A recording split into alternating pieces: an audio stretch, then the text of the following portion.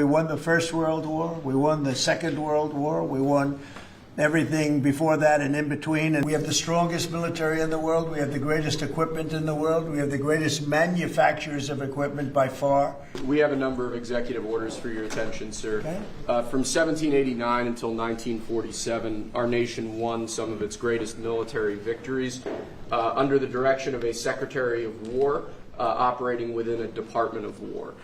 Today, with this executive order, you will authorize the current Secretary of Defense and the current Department of Defense to once again embrace this great lineage and once again be named the Secretary of War and the Department of War. So this is something we thought long and hard about. We've been talking about it for months, Pete and I, and Dan. Dan came into the fold. By the way, a great general. He headed up the, I wouldn't call it an attack. I'd almost call that one maybe even more than an attack. What he did with Iran, you saw the success of that operation. It was perfect. In fact, this was sent to me by the great company that makes that particular B-2 bomber, and it was flawless. It was actually flawless. They flew for 37 hours back and forth, and there wasn't a bolt that was out of condition. There wasn't an engine failure. There was no problem. It was a perfect attack, and it knocked out any possible nuclear capability for Iran, which nobody wanted to see, and we weren't going to put up with. So great job, Dan. And we've been talking about this Department of War. So we won the First World War. We won the Second World War. We won everything before that and in between. And then we decided to go woke, and we changed the name to Department of Defense. So we're going Department of War. And I'd like to ask our Secretary of War to say a few words. Pete Hegseth. I think it's a much more appropriate name, especially in light of where the world is right now. We have the strongest military in the world. We have the greatest equipment in the world. We have the greatest manufacturers of equipment by far. There's nobody to even compete. And you see that with this and so many other things. The Patriots are the best. Every element of the military, we make the best by far. So, Pete, I'd like to ask you and maybe Dan Raisin-Cane to say a few words, please. Mr. President, thank you. After winning a war for independence in 1789, George Washington established the War Department, and Henry Knox was his first Secretary of War. And this country won every major war after that, to include World War I and World War II. Total victory, Mr. President, as you said. Then 150 years after that, we changed the name after World War II from the Department of War to the Department of Defense in 1947. And as you pointed out, Mr. President, we haven't won a major war since. And that's not to disparage our warfighters, whether it's the Korean War, or the Vietnam War, or our generation of Iraq and Afghanistan. That's to recognize that this name change is not just about renaming, it's about restoring. Words matter. It's restoring, as you've guided us to, Mr. President, restoring the warrior ethos, restoring victory and clarity as an end state, restoring intentionality to the use of force. So at your direction, Mr. President, the War Department is going to fight decisively, not endless conflicts. It's going to fight to win, not to lose. We're going to go on offense, not just on defense. Maximum lethality, not tepid legality.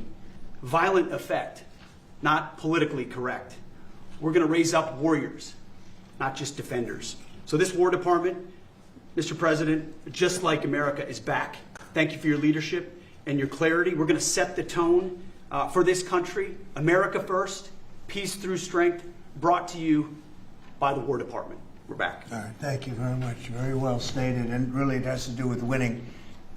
We should have won every war. We could have won every war, but we really chose to be very politically correct or wokey, and we just fight forever.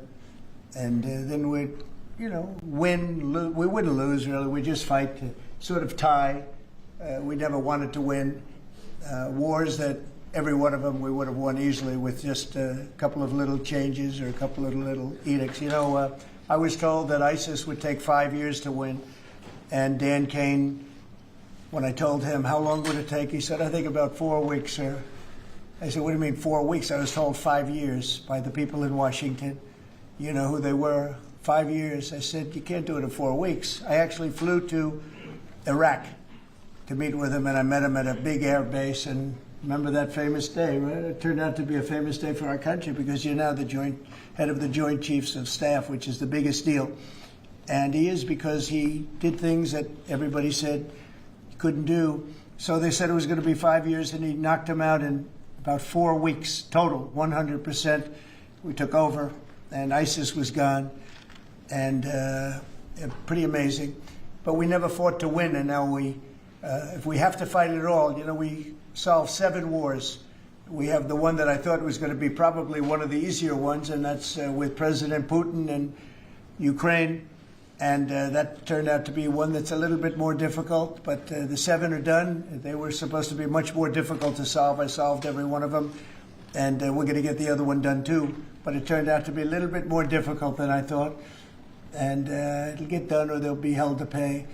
But because they're losing 6 to 7, it used to be 5. I used to tell you 5. Now it's almost 7. I guess 7,000 people last week. 7,813 people, young soldiers, died. Russian and Ukrainian, not American soldiers. But it's a shame, and it's just you know, they're human lives, and I want to see it stop. But General Kane's done a fantastic job, and again, defeated ISIS, which they said would take a long time, and it didn't take a long time at all, and did other things that people said really couldn't happen. We have the greatest equipment in the world. We have the greatest soldiers in the world.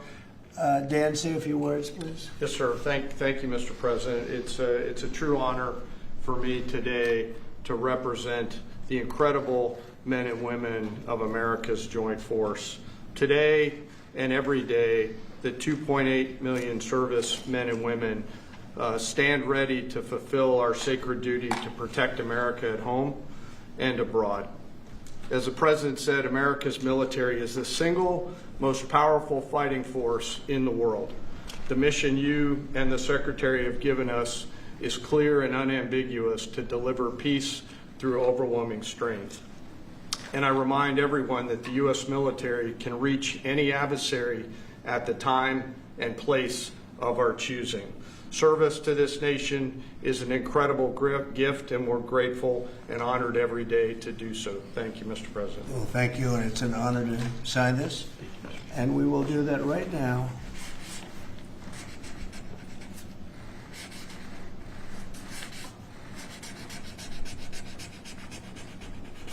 I think that's a big one, I'll be honest. I think